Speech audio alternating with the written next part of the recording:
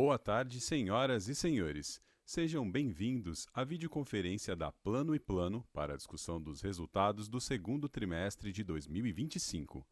Esta videoconferência está sendo gravada e o replay poderá ser acessado no site de Relações com Investidores da companhia.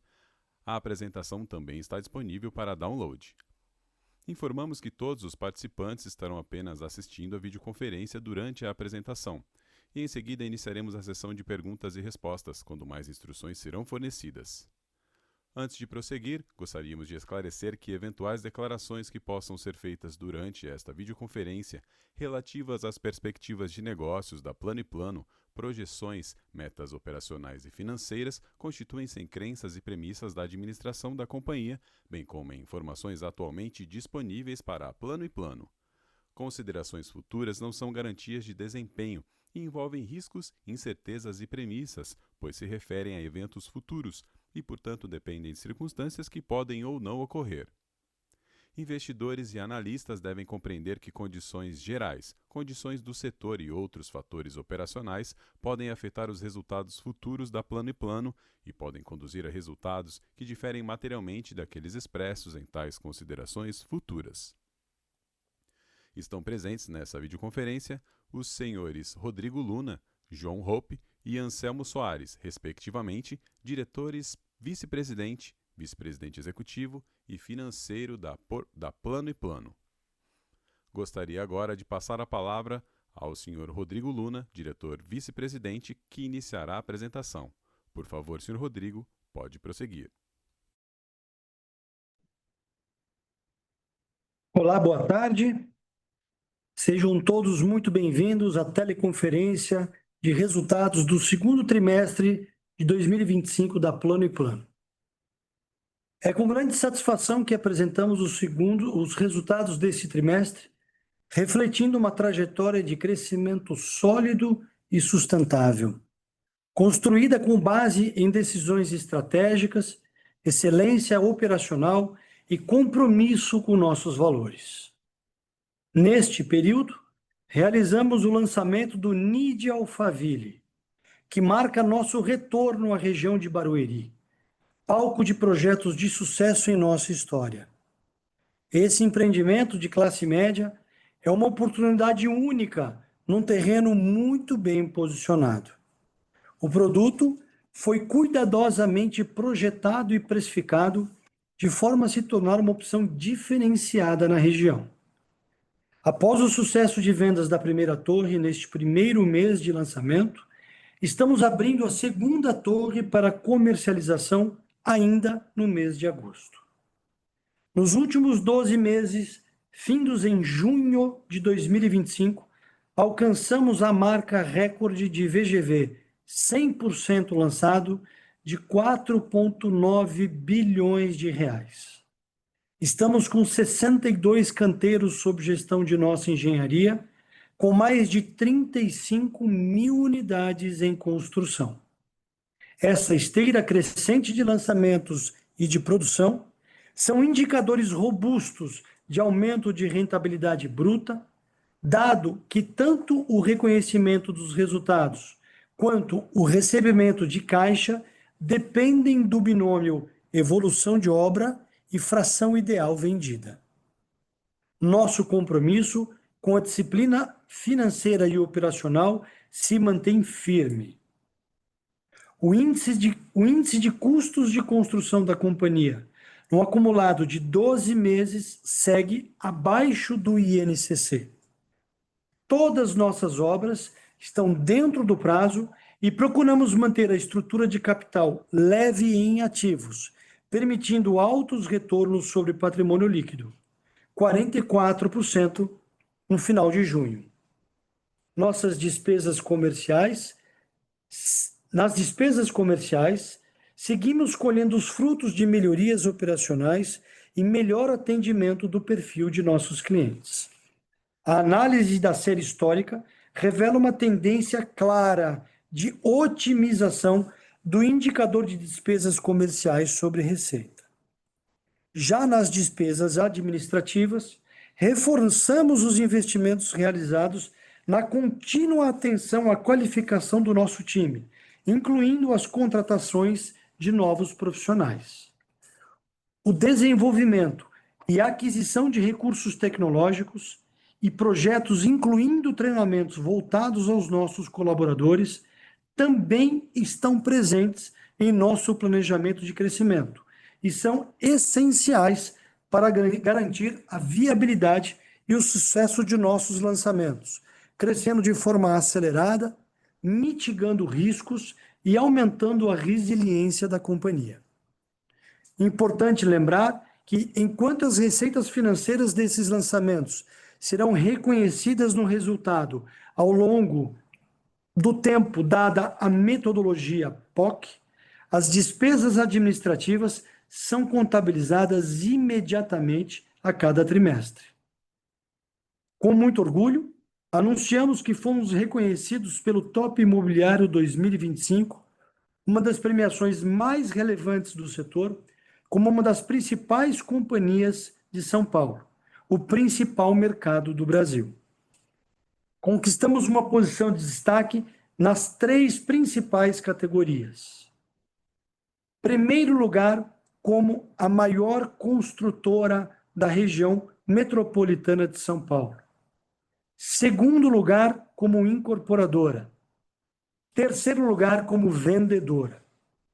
Esse reconhecimento reflete nosso compromisso contínuo com a excelência na execução de projetos, inovação no desenvolvimento imobiliário e eficiência nas atividades comerciais. Comemoramos também o primeiro ano do Instituto Plano e Plano, reforçando nosso compromisso com a transformação social. Avançamos em sustentabilidade, ao receber o selo ouro da GHG Protocol, pelo nosso inventário de emissões de gases do efeito estufa. O mais elevado reconhecimento do programa, que valida a robustez de nossos processos e nosso alinhamento às melhores práticas internacionais em responsabilidade climática. Encerramos este ciclo com mais uma conquista: a certificação ISO 9001 e o PBQPH nível A, ambas obtidas com nenhuma não conformidade. A ISO 9001 confirma que temos processos sólidos e organizados, focados em qualidade e melhoria contínua.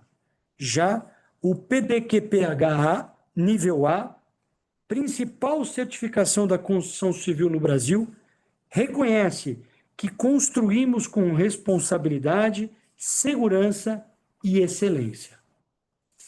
Estas conquistas fortalecem nossa marca no mercado, abrem novas oportunidades e reafirmam que cada entrega carrega qualidade em cada detalhe.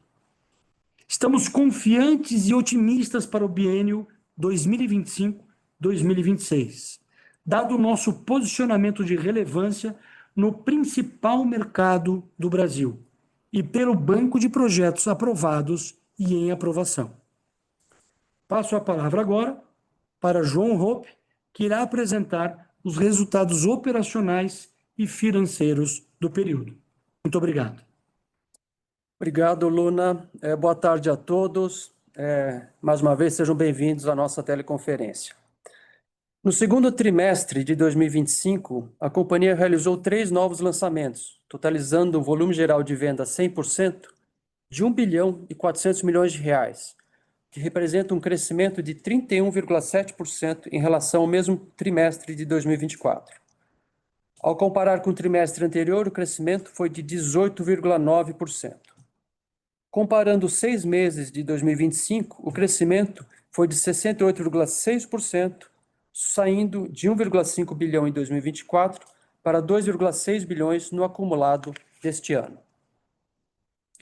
Quando analisamos os lançamentos percentual plano e plano, no segundo TRI de 2025, o VGV foi de 1,2 bilhão de reais, o que representa um aumento de 13,9% em relação a 1,04 bilhão lançados no segundo trimestre do ano passado. Em 6 meses, a companhia lançou 2,7 2,04 bilhões de reais em 2025, 40% acima do mesmo período do ano passado. Nos últimos períodos, a empresa apresentou um crescimento sustentável em seus lançamentos. Considerando os lançamentos totais acumulados nos últimos 12 meses, incluindo o mercado privado e Pode Entrar, desde 31 de dezembro de 2022, a companhia cresceu a uma taxa composta de 49,3% ao ano. Destacamos que o VGV de lançamentos efetuados é uma boa proxy para as receitas e rentabilidade futuras, dado que é uma questão de tempo para que as respectivas vendas sejam concretizadas e que as obras evoluam, gerando uma receita neste novo patamar de quase 5 bilhões de reais. Importante lembrar que a Plano & Plano tem como característica entregar seus empreendimentos praticamente 100% vendidos e que nossas obras estão todas dentro do prazo. As vendas totais 100% no segundo trimestre de 2025 atingiram 894 milhões de reais, um aumento de 12,2% em relação ao segundo trimestre de 2024. Ao comparar o total de vendas com o trimestre imediatamente anterior, o crescimento foi de 4,6%. Olhando agora para o comparativo de 6 primeiros meses de cada ano, o crescimento foi de 25,8%, saindo de 1,4 bilhões para 1,8 bilhões em 2025. Quando olhamos para o histórico de vendas dos últimos 12 meses, a companhia também apresenta um crescimento constante. Considerando as vendas totais contratadas, incluindo o mercado privado e Pode Entrar, desde 31 de dezembro de 2022, a companhia cresceu uma taxa composta de 37,3% ao ano, um desempenho que reflete a sólida evolução do negócio. A companhia encerrou o segundo trimestre de 2025 com estoque disponível para vendas equivalente a 1,13 anos de venda, com base no volume registrado nos últimos 12 meses. Vale destacar que no segundo trimestre tivemos o lançamento do empreendimento NID Alphaville, com um VGV de 855 milhões de reais. Esse lançamento ocorreu no final de junho, contribuindo para a nossa base de estoque, porém com tempo reduzido para vendas dentro do mesmo período. Ao analisarmos a série histórica, vemos uma evolução constante, o que gera um ciclo virtuoso, onde a equipe comercial foca mais em produtos de lançamento, melhorando o VSO de lançamento e diminuindo o estoque em construção disponível para venda. Esse ciclo otimiza também a exposição de caixa de cada empreendimento, melhorando a respectiva taxa interna de retorno do projeto. Lembramos que esse estoque é composto quase que em sua totalidade por unidades em construção. A companhia entrega a grande maioria de seus empreendimentos com todas as unidades vendidas. A receita líquida da companhia atingiu um total de 784 milhões de reais no segundo trimestre de 2025, valor 28,9% maior que o registrado no trimestre imediatamente anterior e 12,4% na comparação com o mesmo período de 2024. Já nos primeiros 6 meses de 2025, a receita foi 16,2% maior que o apresentado nos 6 primeiros meses de 2024. A Plano & Plano tem apresentado um crescimento nos resultados financeiros ano após ano. No final do segundo trimestre de 2025, as receitas líquidas dos últimos 12 meses atingiu 2,8 bilhões de reais. Desde 2020, a receita líquida dos últimos 12 meses apresentou uma expansão maior que 200%, evidenciando a consistência e eficácia de nossa estratégia de crescimento em linha com a evolução constante de nossos lançamentos. Destacamos mais uma vez que os 4,9 bilhões de reais lançados nos últimos 12 meses são um forte indicador de resultado financeiro futuro, dada a metodologia do POC, e que o VSO permanece saudável e as obras estão a todo vapor. Encerramos o segundo trimestre de 2025 com 2,7 bilhões de reais em receitas a apropriar,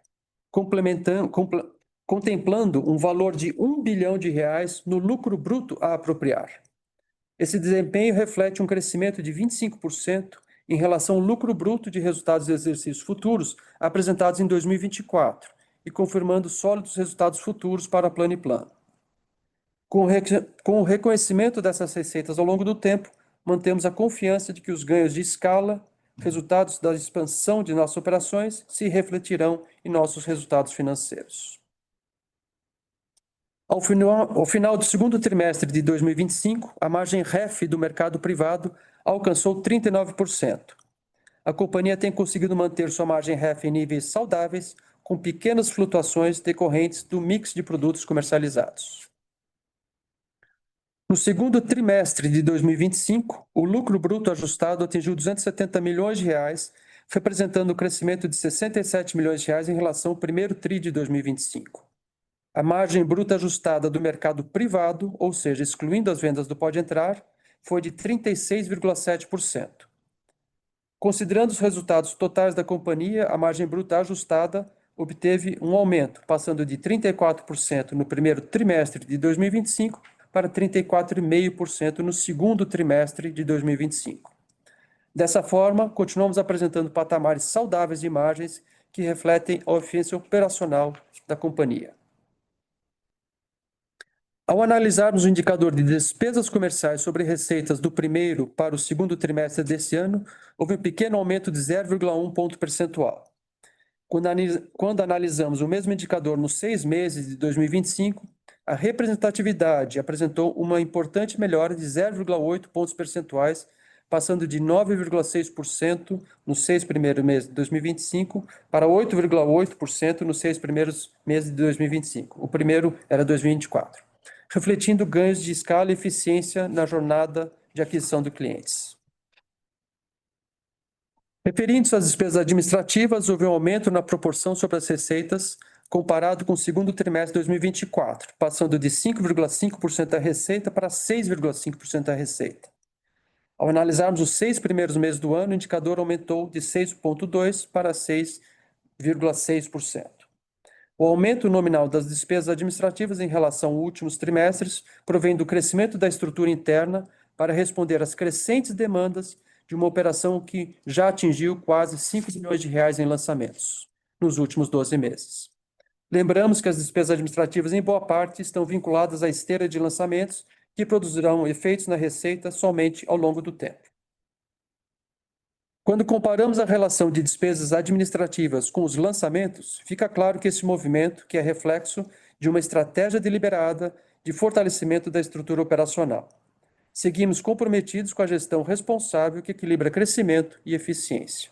Acreditamos que manter esse ciclo virtuoso de investimentos e capacitação é essencial para sustentar o desempenho da companhia no médio e longo prazo.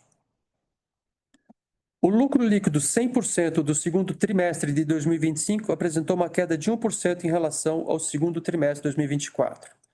Quando comparamos os 6 primeiros meses de 2025, houve um crescimento de 19,6% em relação ao mesmo período de 2024. A margem líquida 100% do segundo TRI foi de 13,1%, uma queda de 1,8 pontos percentuais com relação ao mesmo trimestre de 2024.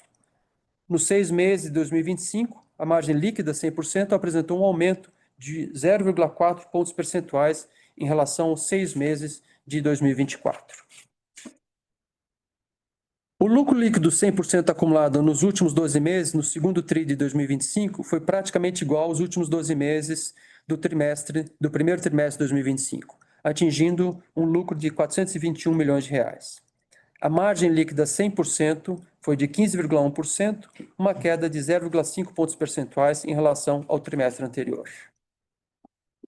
No segundo trimestre de 2025, o EBITDA ajustado alcançou R$ 143 milhões, aumento de R$ 9 milhões em relação ao mesmo período do ano anterior. Quando comparamos os 6 primeiros meses de 2025, o aumento foi de R$ 49 milhões. Já a margem EBITDA ajustada foi de 18,2%, apresentando uma queda de 1 ponto percentual em comparação ao segundo trimestre de 2024. No acumulado dos 6 meses de 2025, a margem EBITDA apresentou um aumento de 1,2 pontos percentuais em comparação com o acumulado de 6 meses de 2024. A operação da companhia apresentou um consumo de caixa de R$ 42,3 milhões no segundo trimestre de 2025.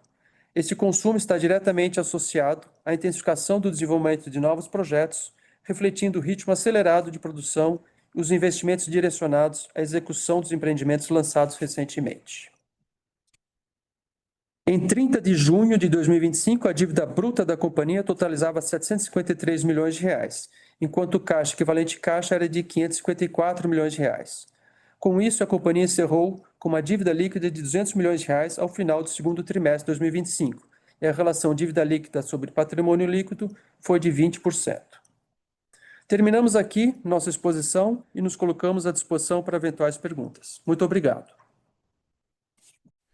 Iniciaremos agora a sessão de perguntas e respostas para investidores e analistas. Caso deseje fazer alguma pergunta, por favor, clique no ícone Raise Hand, levantar a mão.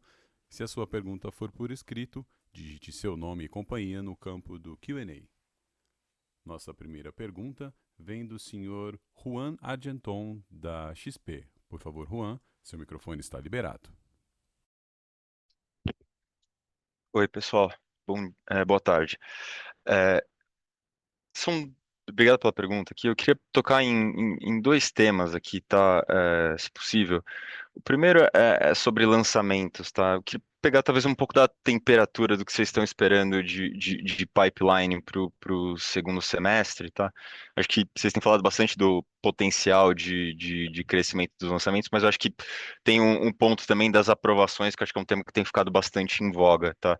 Então, assim, se vocês puderem dar um pouco de cor do nível de confiança que vocês estão nas aprovações para o segundo semestre, e se a cabeça de vocês é manter o ritmo de crescimento, ou talvez até acelerar um pouco o ritmo de crescimento de lançamentos do segundo semestre. Essa é a primeira pergunta. A segunda é um pouco de pegar talvez a temperatura de vendas que vocês estão vendo para esse 3Q já, né? Esse começo de 3Q. Acho que a gente viu que dos pontos relevantes ali do segundo tri foi o lançamento efetivamente do NID, mas que ele pegou um pouco mais no final do trimestre ali, o que acabou talvez penalizando um pouco a VSO por um efeito de conta, né? Mas eu acho que Luna já falou que já abriram a segunda fase de comercialização, então eu queria entender assim, o que vocês estão esperando de cenário talvez para a VSO nesse terceiro tri, se a expectativa é crescer um pouco esse nível de VSO sequencialmente ali, agora que tem um pouco mais de pista para o NID comercializar, queria entender um pouco talvez da temperatura de vendas aí para esse 3Q. Obrigado. Oi, Juan, aqui é o João, obrigado pelas perguntas. Em termos de lançamentos, a gente vinha falando desde o começo do ano que um dos nossos gargalos e preocupações era a esteira de aprovações, e hoje a gente está bastante mais otimista em relação a essa esteira de aprovações para esse ano 2025, para o resto do ano. A gente conseguiu fazer com que as legalizações andassem muito bem e a gente está bastante confiante de atingir os nossos objetivos.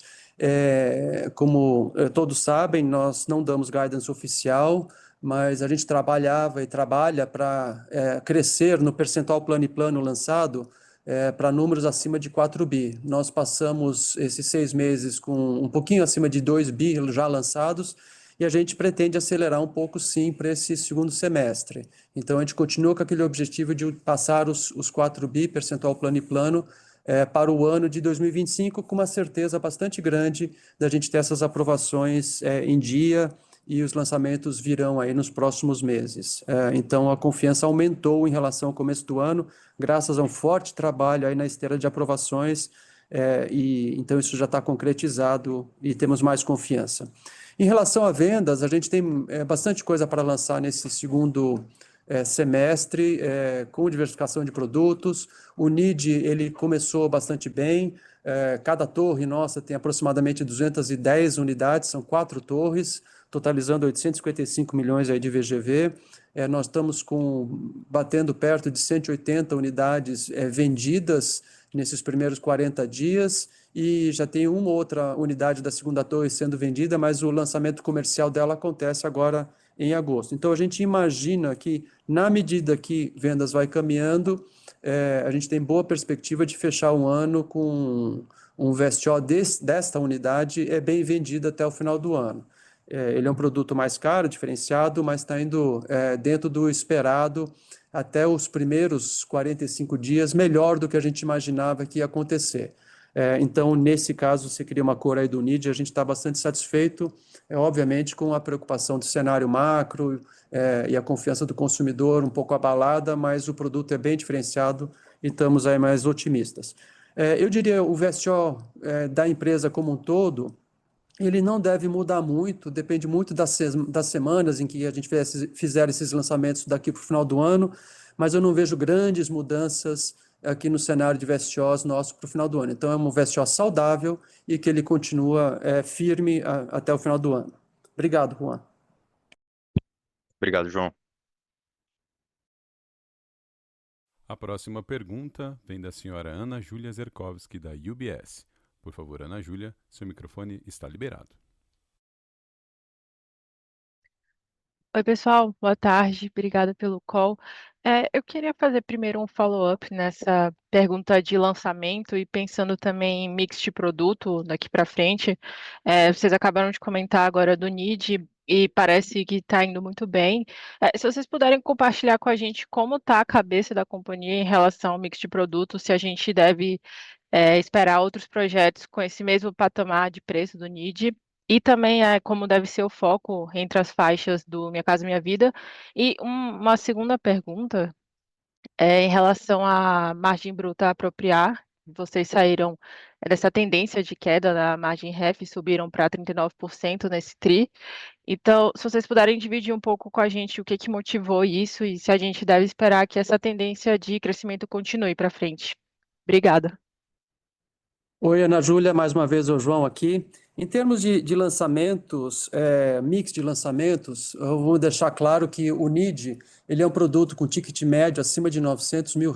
Ele é atípico no na nossa esteira de lançamentos. Ele foi uma oportunidade quando a gente abordou esse terreno, que é muito bem localizado lá em Alphaville, diante das pesquisas, se mostrou para uma vocação desse tipo de produto, até pela carência de oferta nesse preço que a gente está lançando e com a característica que a gente tem de tipologia de produto. Então, ele é um produto realmente único e não é padrão. Não esperem repetições desse tipo de produto na Plano e Plano, pelo menos por enquanto. Não estou dizendo que não pode aparecer alguma outra oportunidade no futuro, mas ele seria, eu vou chamar aqui de um option value em algum momento. Então, o que esperar da Plano e Plano? Nós temos faixas 1, 2, 3 e 4, mais ou menos num equilíbrio de proposta de lançamentos. E aonde a Plano e Plano está se mostrando com diferencial muito grande? É no faixa 1, especialmente no faixa 1 e no faixa 2, quando a gente tem um diferencial de engenharia que poucas empresas no Brasil conseguem entregar na alvenaria estrutural soluções como a nossa, e isso nos traz aí, vou chamar aqui de um quase oceano azul na cidade de São Paulo para lançar faixa 1 e faixa 2.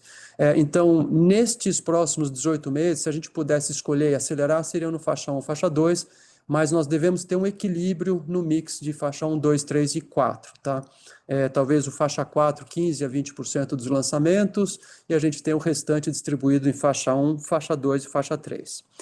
Em relação à margem bruta, claramente a gente tem feito um trabalho tanto na engenharia de manter nosso custo de construção abaixo de NCC nos últimos 12 meses. Tivemos aí um acordo coletivo que já está tudo impactado nas nossas margens, e a gente olha a margem REF melhorando. É muita dedicação, reprecificação mensalmente dos produtos que estão indo bem, uns lançamentos de classe média que a gente fez de faixa 4 de 2 anos para cá, os mais recentes com margens melhores do que de 2 anos atrás. Então, esse legado a gente está vendendo e vai entrando produtos novos com margens melhores. Então, esse mix tem mostrado essa ligeira tendência de alta. A gente, sendo talvez conservador, a gente mantém um olhar para que a gente falava desde o começo do ano de margem bruta ajustada do mercado privado em 34 e 36, a gente está vendo que a gente está entregando um pouquinho acima do 36, ou seja, a gente vai continuar trabalhando para superar esse 36% de margem bruta ajustada para o mercado privado. O Pode Entrar tem sua história própria. Mas a tendência é essa, vamos trabalhar para sustentar essa margem lá em cima. Obrigado, Ana Júlia. Obrigada. Boa tarde. A próxima pergunta vem da senhora Carla Garça, do Bank of America. Por favor, Carla, seu microfone está liberado. Boa tarde, pessoal. Obrigada pela oportunidade de fazer pergunta. Eu tenho duas do meu lado também. Primeiro, eu queria explorar um pouco a competição por terrenos, como que vocês têm visto isso em São Paulo, se vocês veem muitas oportunidades de terreno ainda, principalmente nas regiões mais centrais, e se vocês pensam em comprar terrenos em outras cidades também, como o de Barueri. E a minha segunda pergunta é um pouco sobre a inflação de construção, como que vocês estão vendo a inflação interna versus o NCC e o que vocês estão considerando na margem. Obrigada. Olá, Carla, boa tarde. Obrigado pela pergunta. É Rodrigo Luna falando. Em relação à compra de terrenos, a gente continua com o sentimento de uma oferta grande. O território que a Plano atua na cidade de São Paulo, ele abrange uma superfície muito extensa e por conta disso, as opções são realmente muito grandes. Não vimos um aumento da concorrência na compra de terrenos, ela continua estável, como sempre foi. É claro que precisa escolher o melhor terreno, aquele que se adequa de forma linear ao nosso modelo de negócio de ser leve em ativos. Nós já temos um land bank muito representativo, provavelmente o maior land bank da cidade de São Paulo. Então, continuamos comprando bons terrenos dentro das nossas características, daquilo que acreditamos ser o mais saudável para a continuidade de crescimento da companhia. Carla, boa tarde, aqui é João novamente. Em relação à inflação de custo de construção, eu vou dar dados para vocês do nosso fechamento de junho, estamos falando aqui do fechamento do segundo TRI. Em 12 meses, a nossa inflação interna, nosso ICPP, o Índice de Construção Plano e Plano, fechou em 6,38%. A gente vê o INCC nacional em 7,21% e o ICC São Paulo, que é o desmembramento desse INCC para a categoria de baixa renda na cidade de São Paulo, em 8,31%. Então, nosso 6,38% está abaixo dos índices, tanto setorial aqui em São Paulo quanto do nacional. E quando a gente olha os próximos meses, a nossa tendência, a nossa expectativa, dado o que a gente tem de anúncio de eventuais aumentos, a gente enxerga que até setembro a nossa inflação interna deve estar em torno de 5,3%. Essa é a expectativa. Quando a gente orçou, a expectativa era ter uma inflação de custo de construção de 5,5%. Esse foi o número que a gente trabalhou para orçar 2025. E eu estou comentando que até setembro, nossa expectativa é que ela caia para 5,3%. Por que ela está agora em quase 6,4%? Basicamente, é o ajuste anual que nós fazemos com os nossos fornecedores na acordo coletivo em maio. Então, tipicamente, os serviços que a parte de mão de obra é ajustada à tabela em maio desse ano, e a gente mantém ela fixa em boa parte, não é uma para todo mundo não vale, obviamente tem demanda de mercado, etc., algumas exceções, mas a gente reajusta a tabela em maio e ela fica constante até maio do ano que vem. Por isso que a gente vê uma queda de inflação acumulada para os próximos 3 meses. Então, estamos confiantes de manter dentro do nosso orçamento de até 5,5% de inflação de custo de construção para esse ano. Obrigado, Carla. Obrigada, ficou super claro.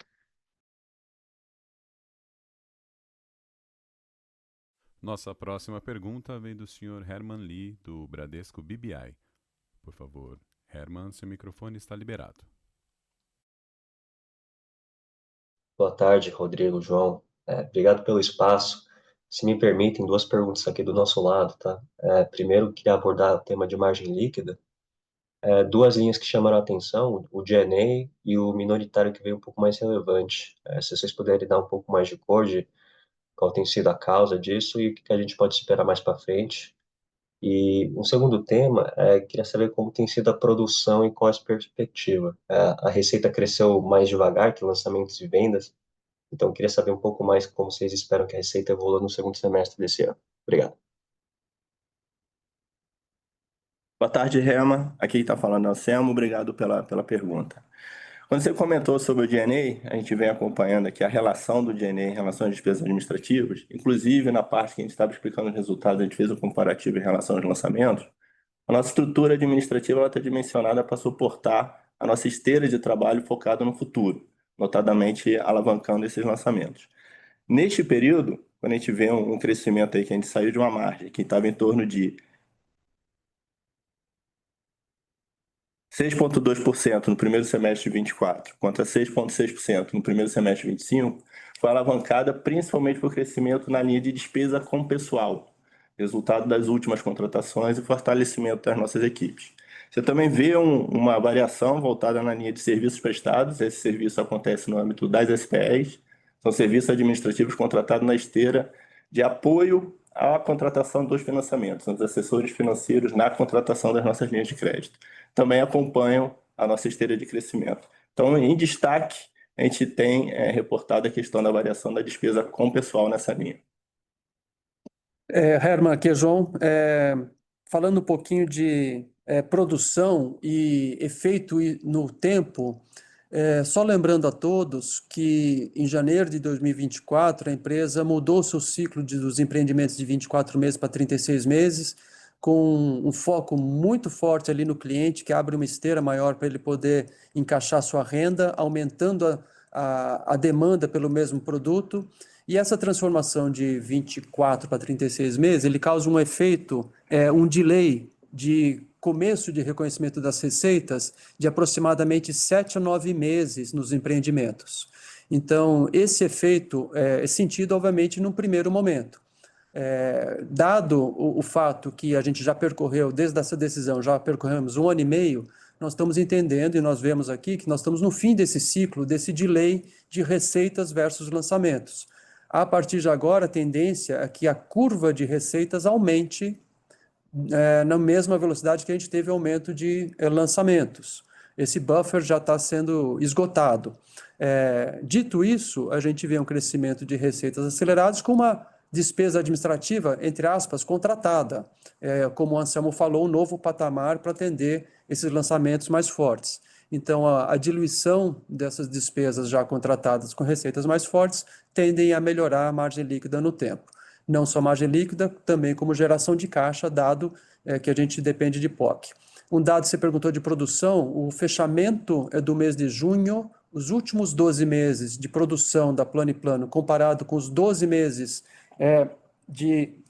findos no junho de 2024, são exatamente 40% a mais de metros quadrados construídos nos 12 meses que fechou em junho de 2025. Então, a produção realmente agora, depois desse buffer de começo de obra que adia um pouco, ele está em patamares bem mais acelerados que há 6 meses atrás, por exemplo.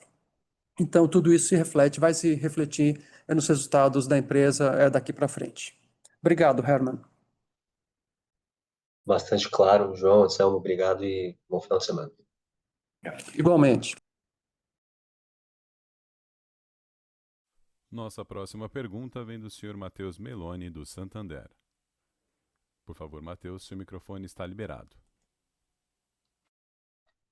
Opa, boa tarde, pessoal, tudo bom? Obrigado pelo espaço aqui de fazer a pergunta. Acho que do meu lado tenho duas, tá? A primeira questão da margem bruta do pode entrar, né? Acho que chamou a atenção esse crescimento aí de 220 bips do Triatri. Então, eu queria entender do lado de vocês como é que está evoluindo as obras lá no Pode Entrar, se está tendo algum tipo de economia de obra e o que a gente pode esperar, né? Olhando para frente, se pode vir mais economias, enfim, entender esse lado do Pode Entrar. Aí, a segunda pergunta aqui, acho que voltando um pouco na questão do G&A, né? Acho que entendo essa questão do aumento, vocês estão preparando a companhia para mais lançamentos, mas eu queria entender mais se esse nível que a gente está hoje, que foi acho que 50 milhões, ele já é o nível ideal que vocês gostariam de ter para suportar aí os lançamentos que vocês têm nos próximos 2 anos, ou se ainda teria um incremento adicional aí nos próximos 3 que vocês acham que seria necessário para a empresa suportar esse aumento de lançamento, tá? Acho que do meu lado é isso. Obrigado. Boa tarde, Matheus. Anselmo falando. Obrigado pela pergunta. Em relação ao Pode Entrar, nesses 2 cortes que você comparou, realmente a gente teve um ganho importante de rentabilidade. A gente vem observando alguma oscilação no andamento do projeto, que é normal, esperado, né? A gente tem, inclusive, reajustes pontuais ao longo do contrato, reajuste de receita, que faz com que a margem suba em determinados momentos. Mas estamos principalmente naquele primeiro grupo de projetos que a gente vai entregar agora no final de 2024, foram contratados em 2023, numa última fase da obra, né? A gente tem uma esteira mais curta, então a gente já tem os nossos custos muito mais próximos daqueles que serão os custos totais do empreendimento e estamos capturando ganhos. A gente vem reduzindo alguns custos, então isso está sendo refletido nas margens e elas realmente aparecem quando essas situações acontecem nos momentos que estamos nas fases finais do empreendimento. No Pode Entrar, nós temos 2 esteiras, além dessa contratada em 23, nós temos a segunda, que foi o Trigueirinho, contratado em setembro de 24, e ele também vem performando em margens bastante positivas. Lembrando que o Pode Entrar, dentro da ótica econômica, tem esse componente de margem positiva, uma contribuição importante para a companhia. Na margem bruta, ele tem uma margem levemente inferior à margem do mercado privado, embora na margem líquida ele tenha uma contribuição equivalente, dado que ele não tem despesas comerciais, dado que ele nasce 100% vendido. E na ótica de caixa, ele também vem tendo uma performance muito positiva, ele tem uma curva já pré-determinada, desde o edital, de uma curva de pagamento estabelecida, com adiantamentos. Então, é um projeto que sempre tem trabalhado com um saldo acumulado positivo. No primeiro trimestre, a gente teve um consumo de caixa esperado, né, fruto do andamento das obras, mas já retomamos a uma geração de caixa positiva neste trimestre e o saldo está acumulado e saudável até o encerramento do projeto. Matheus e João, boa tarde. Sobre o G&A no futuro, a nossa expectativa é que o crescimento de receitas seja maior que o crescimento de G&A. A empresa olha para o futuro e tem que ter reforço de estrutura, dado esse crescimento vou arredondar aqui para 40% ao ano. A gente olha para o futuro com crescimento pela frente e a gente não tem condições de crescer sem algum aumento de G&A. Mas o importante é que, relativamente ao crescimento de receitas, ele deve ser menor. Então, a gente imagina trabalhar em algum patamar, eventualmente daqui a algum tempo, com alguns basis points de ganho de eficiência, especialmente quando uma empresa que tem crescimento supernormal chega no momento que esse crescimento ele passa a ser um crescimento mais perto do crescimento da própria economia. Isso estou falando daqui a alguns anos. A gente ainda está vendo crescimentos supernormais. E como a gente antecipa a despesa administrativa em relação às receitas reconhecidas pelo POC, esse fenômeno acaba demorando um pouco mais para aparecer. Mas, assim, resumindo, crescimento de G&A no tempo abaixo do crescimento de receitas. Obrigado, Matheus. Obrigado, pessoal. Ficou super claro. Boa tarde.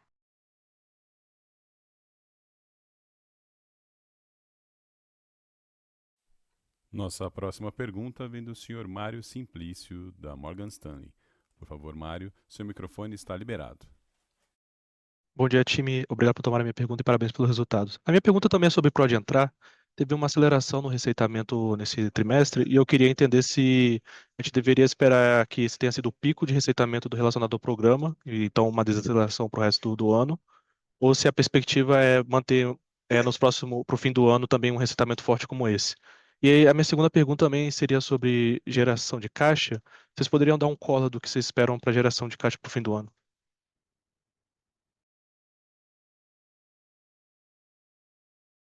Boa tarde, Mário. Anselmo falando, obrigado pela pergunta. Em relação ao Pode Entrar, como eu comentei na pergunta anterior, a gente tem 2 fases, né? Então, a fase da primeira contratação, que foi lá de dezembro de 23, já está numa esteira final, temos mais 6 meses de projeto. Nosso prazo de entrega se conclui agora no final do exercício de 2025. Então, esse projeto, sim, já estamos num momento de pico de receita. O segundo projeto foi contratado lá em setembro de 24, agosto para setembro, ele está mais ou menos na metade do projeto. Então, neste sim ainda tem uma contribuição importante, dada a curva prevista de implantação desse projeto, e que será mais forte no segundo semestre desse ano e primeiro semestre do ano que vem. É assim que é o comportamento previsto para os programas do Pode Entrar. Mário, boa tarde, é João. Sobre geração de caixa, a gente teve um consumo de caixa ao longo desses 2 primeiros trimestres. O primeiro trimestre, um pouco mais de 140 milhões, 42 milhões no segundo trimestre, e a expectativa de geração de caixa daqui até o fim do ano é positiva, onde a gente deve fechar o ano aproximadamente com dívida líquida zero. Então, algo em torno de uma dívida líquida zero. Essa é a expectativa atual. Obviamente que na medida é um assunto que toda semana a gente atualiza as projeções de caixa para o final do ano, a gente controla muito na ponta do lápis o caixa, obviamente pela sua importância, né? E a gente está enxergando uma geração de caixa positiva, mais uma vez fechando o ano com dívida líquida zero. Em torno disso que a gente está esperando fechar o ano. Obrigado, Mário. Perfeito, muito obrigado. A próxima pergunta vem do senhor Rafael Heder, do Safra. Por favor, Rafael, seu microfone está liberado.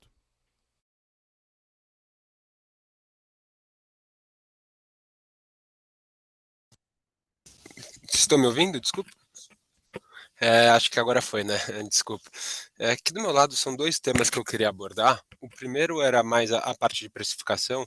Eu primeiro queria entender, dentro das faixas que vocês estão operando do programa, o quanto tem de espaço ainda para subir preço, principalmente pensando aqui no faixa 1 em São Paulo, à medida que os custos vão evoluindo, e se vocês teriam espaço ainda para subir preço e caber no bolso das famílias que vocês estão vendendo. E na segunda é mais entender o quão fácil está ainda esse movimento de subida de preço agora que você está com um cenário de Selic mais alto, com expectativa de desaceleração econômica, talvez desemprego devendo começar a aumentar em algum momento, o quanto que vocês estão conseguindo repassar pelo menos o INCC assim na tabela de preços de maneira saudável. E a minha segunda pergunta, eu queria perguntar sobre o cheque lá, o da Casa Paulista, que a gente está vendo, né, algumas empresas, principalmente reclamando lá dos programas municipais no Nordeste, seja burocracia muito lenta, então demorando muito para fazer o repasse, ou então até o governo sem o dinheiro para financiar o cheque. E eu queria entender como que está indo o cheque Casa Paulista aqui em São Paulo, se vocês estão vendo alguns gargalos, tem alguns empreendimentos que estão atrasando o repasse por causa deles, ou se está ocorrendo assim tudo dentro do prazo. Obrigado.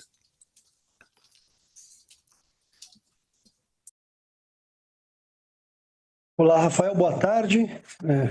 Prazer falar com você, Rodrigo Luna falando aqui. Sobre a questão de preço, a nossa rotina aqui o tempo todo está afinando VSO versus margem, ou seja, preço de venda. Dado que nós não estamos atravessando um momento muito agudo de inflação e de pressão nos custos, a gente vem administrando os nossos preços de acordo com a procura pelos imóveis e as nossas margens. A gente sempre procura manter isso de uma forma bastante equilibrada para acelerar a VSO sem perder margem, e cada projeto tem a sua característica. Obviamente, quanto mais você desce as faixas 1 e 2 do programa, maior é a sensibilidade de aumento de preço. Aumentar o preço nunca é uma situação muito frágil. Primeiro, pelo bolso do consumidor em relação à sua renda, e segundo, em relação à competição. Porque você sobe muito e fica acima da competição, você acaba perdendo o seu consumidor para a concorrência. De qualquer forma, nós estamos o tempo todo acompanhando e sempre que possível atualizando os nossos preços. Essas atualizações, como eu disse, elas são rotineiras. O tempo todo, toda semana, nós temos uma reunião de vendas, onde a gente avalia o que vendeu melhor, o que pode subir preço e o que não pode, e sempre buscando otimizar da melhor forma possível margem bruta versus VSO. Margem para subir preço hoje não é tão grande. Como eu disse, cada produto tem a sua característica, mas a gente vai olhando com sensibilidade e, sempre que possível, corrigindo os nossos preços.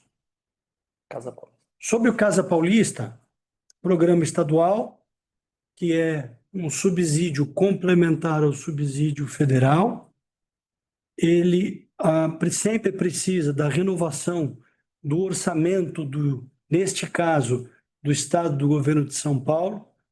A Secretaria da Habitação, através do seu secretário Marcelo Branco, o tempo todo vem trazendo as atualizações em termos de orçamento. Esse ano já tivemos cheques no primeiro semestre para todo o estado de São Paulo.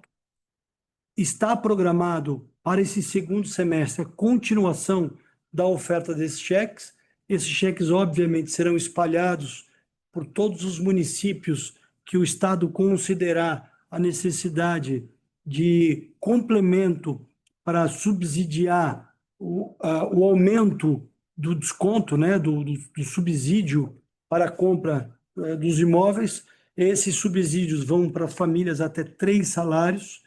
É sempre transformacional, porque num momento em que nós tivemos uma queda na contribuição das famílias, usando o FGTS para dar parte da entrada na aquisição do imóvel. Há 3 anos atrás, 70% das nossas vendas tinha contribuição do FGTS. Hoje nós estamos em torno de 30% a 35%, e, portanto, essa falta de entrada faz com que o Casa Paulista chegue com muita força e mudando efetivamente a capacidade de compra desses mutuários. Então, é um aliado muito importante, vem muito bem em todo o processo, mas, obviamente, existe uma questão orçamentária e que, de tempos em tempos, a Secretaria da Habitação vai alimentando o mercado à medida que possível. Muito obrigado. Não, ficou ótimo, Luna. Obrigado, viu? Bom fim de semana, pessoal. A nossa próxima pergunta vem da senhora Mariângela de Castro, do Itaú BBA. Por favor, Mariângela, seu microfone está liberado. Boa tarde, pessoal. Obrigada pela apresentação. Do meu lado, são 2 perguntas rápidas. Primeiro, eu queria entender com vocês, a gente tem recebido, na verdade, uma série de notícias na mídia sobre um potencial novo programa da Minha Casa Minha Vida, ou alguma nova linha de financiamento voltada para uma classe média perto do faixa 4, talvez um pouco mais em cima. Parece que é algo que se alinha ali na faixa do terreno do projeto que vocês lançaram em Barueri. Então, eu queria entender com vocês se vocês têm alguma novidade a esse respeito, se vocês têm ouvido alguma coisa do tipo, e o que vocês podem atualizar a gente em relação a esse potencial novo programa. E também como é que estão os planos da companhia em relação à diversificação geográfica, se isso é algo que a empresa ainda pensa e quais praças podem ser consideradas nessa potencial diversificação. Obrigada. Boa tarde, Mariângela, obrigado pela sua pergunta. Bom, sobre esse debate que vem ocorrendo sobre um novo formato de fundo, uma nova estrutura de fundo, ela é para tentar se somar aos recursos da poupança, ao SBPE, e ela, de fato, não tem muita ligação com, vamos dizer, com a baixa renda, com o FGTS. Sempre é muito bom debater novas oportunidades de funding. O tempo todo, a gente sempre fala de que o tamanho deste mercado é quase o tamanho do funding. A poupança é um instrumento consolidado, que traz muito segurança, tanto para o poupador quanto para os bancos. A poupança, que já tem quase 70 anos de vida, foi o grande instrumento para a classe média ao longo de todo este tempo. Neste momento, com taxas de juros altas, 15%, a poupança acaba tendo menor competitividade na captação e, portanto, acabou tendo, ao longo desses últimos tempos, um saldo negativo de captação. Mas o instrumento é um instrumento absolutamente alinhado com a necessidade do consumidor, pela característica de longo prazo e custos adequados ao bolso da família de classe média. E esse novo instrumento ele pode se somar à poupança para fazer valer este momento de política austera mais aguda. Nós não acreditamos num cavalo de pau, nós não acreditamos que a poupança não é mais um instrumento importante para o setor e para a sociedade. Ela continua muito importante, apesar de que, neste momento, a questão de precificação traz desafios para o aumento do seu patrimônio. A poupança, que em 2015 e 2014 tinha um patrimônio líquido de 310 bilhões de reais, chegou a quase 800 bilhões de reais de patrimônio. Na época que nós tínhamos juros menores, patamares menores do Brasil, quando chegou a 2%, entre 2% e 6%, 7%, 8%, a poupança cresceu muito neste período, mostrando que o instrumento ainda é um instrumento vencedor e que nós temos, sim, uma questão de precificação e não do instrumento propriamente dito. Essa discussão trazida pelo governo está sendo debatida entre o setor, Banco Central e Conselho Monetário Nacional. Existem boas ideias na mesa, mas o mais importante de tudo é que ela se some ao que já existe e não substitua. Então, a nossa proposta, aí uma proposta setorial, é de que a gente pegue 5% dos 20% do compulsório da poupança e coloque neste novo produto para testar ao longo dos próximos tempos, para saber a eficiência desse novo modelo. E em ele tendo sucesso, nós podemos ir ampliando este modelo para se somar aos recursos da poupança. Então, em grandes linhas, é isso que está acontecendo nesse debate sobre esse novo instrumento, esse novo modelo. Diversificação geográfica. Sobre a questão da diversificação, a Plano e Plano está o tempo todo atento às oportunidades. Nós já fizemos uma expansão geográfica entre 2008 e 2016 para o Norte e Nordeste, com muito sucesso. Em 2016 veio a crise fiscal, nós resolvemos, por conta desta crise fiscal, que culminou numa crise econômica intensa, retornamos para a nossa cidade origem, que é São Paulo, região metropolitana, estado de São Paulo. Continuamos atentos às oportunidades. A região metropolitana ainda possui a necessidade de atualização dos seus planos diretores para receber melhor o programa, assim como São Paulo fez em 2014, e outras regiões do Brasil, nós também estamos sempre atentos, e se em algum momento enxergarmos que existe uma oportunidade para avançarmos em algum outro mercado, que nos traga estabilidade, alinhamento com a nossa estratégia empresarial e de modelo de negócio, nós podemos fazer, mas por enquanto nós estamos concentrados aqui no estado de São Paulo. Muito obrigado, Maria Ângela. Obrigada, pessoal. Bom final de semana. A próxima pergunta vem do senhor Gustavo Cambaúva, do BTG Pactual. Por favor, Gustavo, seu microfone está liberado. Oi, boa tarde. Eu queria fazer duas perguntas aqui também no mesmo tema aqui, né? O João falou um pouquinho da expectativa de geração de caixa, né? De chegar próximo aí a dívida líquida zero no final do ano. E aí eu queria, enfim, fazer duas perguntas em relação a isso. A primeira é um pouco em relação ao projeto do NID, né? Que, enfim, ali por ser um projeto de média renda, não foram, né, todas as unidades ali vendidas que vocês já repassaram na planta. Queria saber como é que está o processo aí, eventualmente, de, vamos dizer, convencimento aí dos compradores a ir convertendo, vamos dizer, essas unidades para repasse na planta, e como isso, vamos dizer assim, poderia mudar a perspectiva de geração de caixa da companhia. E a minha segunda pergunta é um pouco em relação à alavancagem e dividendos, né? Esse ano vocês já pagaram um dividendo grande, né, no início do ano, e aí com essa perspectiva, né, de desalavancando no segundo semestre, o que vocês acham aí que deve ser o payout, né? Se a gente pode trabalhar talvez com um payout mais alto, ou enfim, qual a expectativa de dividendo para o ano que vem?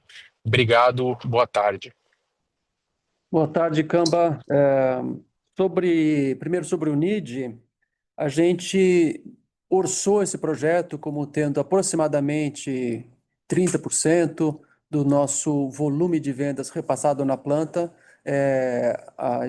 Tem o planejamento para que as vendas, ao acontecer, eles são no SBPE, e o processo de repasse na planta vai começar nos próximos 30 a 60 dias, onde a gente vai para o consumidor e oferecer, inclusive, uma vantagem para ele repassar na planta. Obviamente, essa vantagem para o consumidor tem uma contrapartida que é a vantagem para a empresa, onde você passa a receber o caixa de uma maneira mais acelerada.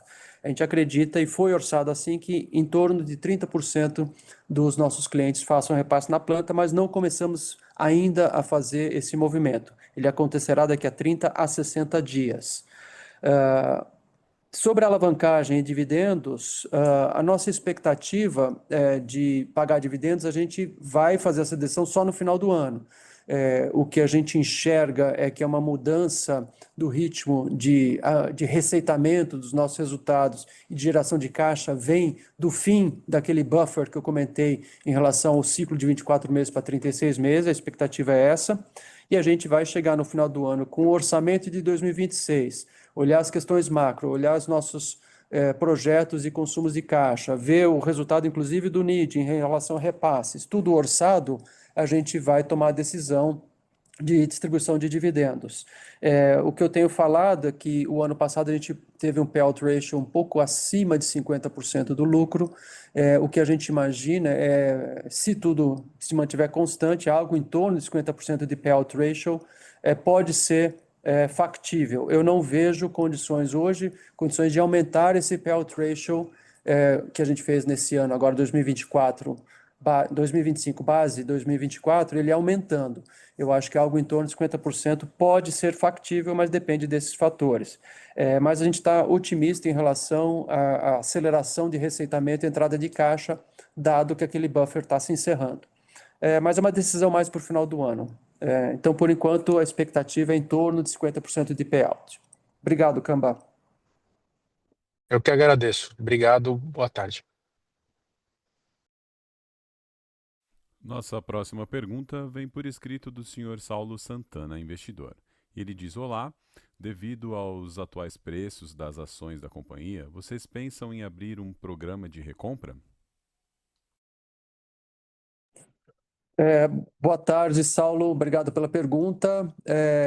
Neste momento, não tem nenhum programa de recompra aberto, como todos sabem.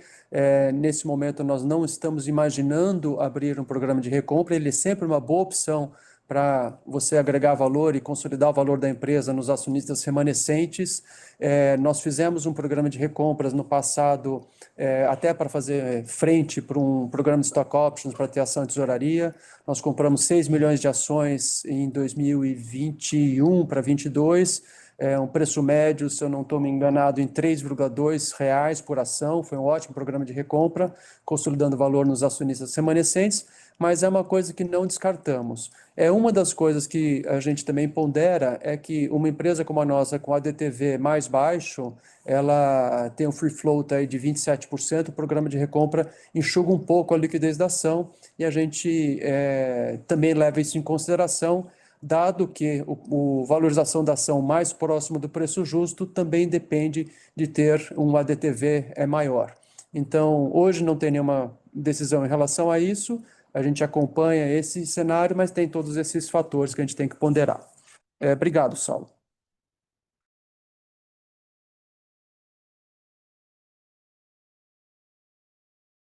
A sessão de perguntas e respostas está encerrada. Gostaríamos de passar a palavra ao Sr. Rodrigo Luna para que faça as considerações finais da companhia. Eu, mais uma vez, gostaria de agradecer a presença de todos no call de resultados da Plano & Plano do segundo trimestre de 2025. Continuamos focados e empenhados na robustez, solidez e forma estruturada de nossos negócios. Estamos otimistas com o segundo semestre, a despeito de todas as questões políticas e econômicas que o país atravessa. Nosso mercado e a nossa companhia já mostrou muita resiliência ao vencer diversas outras crises que tivemos no passado. Esse primeiro semestre também, não diferentemente, foi um primeiro semestre desafiador e temos aí, como eu disse, uma expectativa de um segundo semestre forte, com bons resultados, alinhado à nossa estratégia desses últimos anos. Mais uma vez agradeço a presença de todos e desejo um feliz Dia dos Pais. Muito obrigado. A videoconferência da Plano & Plano está encerrada. Agradecemos a participação de todos e desejamos uma ótima tarde.